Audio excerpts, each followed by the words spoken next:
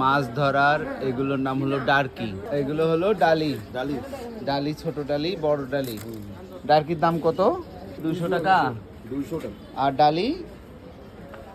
ডালি ওটা হবে 80 টাকা।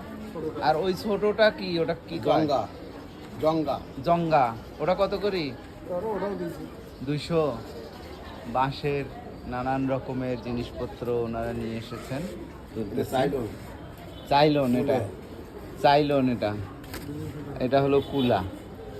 আর এইগুলা হলো ওই যে খোসা। খোসা করে কি করে? মুরগি নিয়ে এগুলাও মুরগি রাখার জন্য,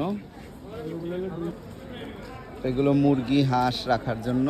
আর এগুলো ডুলি, এগুলোকে বলে ডুলি। এগুলো ধান রাখার জন্য ব্যবহৃত হয়, বড় বড়।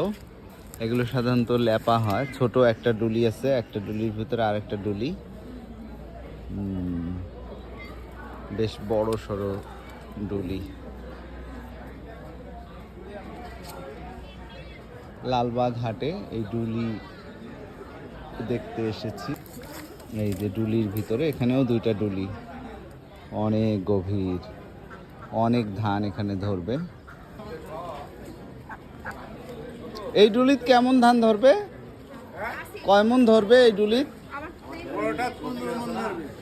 15 মন ধরবে। আর তার ছোটটা 10 মণ। 10 মন। বাঁশ কি অর্থ থেকে নেন পায়রা বন্ধতে? না, এই পায়রাবনের একটাও নাই। পায়রাবনের একজনও নাই। একজনও নাই? কিনতে আছে। ও, কিনতে আসছেন। তোমার বাড়ি কোথায়? দেউতি।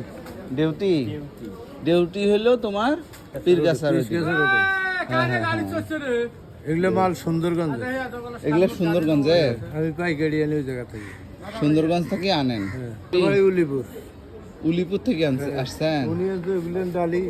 ও, বাঁশের জিনিস। এলে বাঁশের জিনিস কেমন বেচা বিক্রি কেমন হয়? হয়, ভালোই হয়। এখন দাম বেশি, আগে দাম কম আছে। এখন কি প্রতিদিন আসেন লালবাগ? প্রতিদিন। প্রতিদিন বেচা হয়? প্রতিদিন না, হাটে। প্রতি হাটে। প্রতি হাটে? বুধবার আর রবিবার। বুধবার আর রবিবার। এক হাটে বেচা বিক্রি কেমন হয়? 10,000, 15,000, 20,000।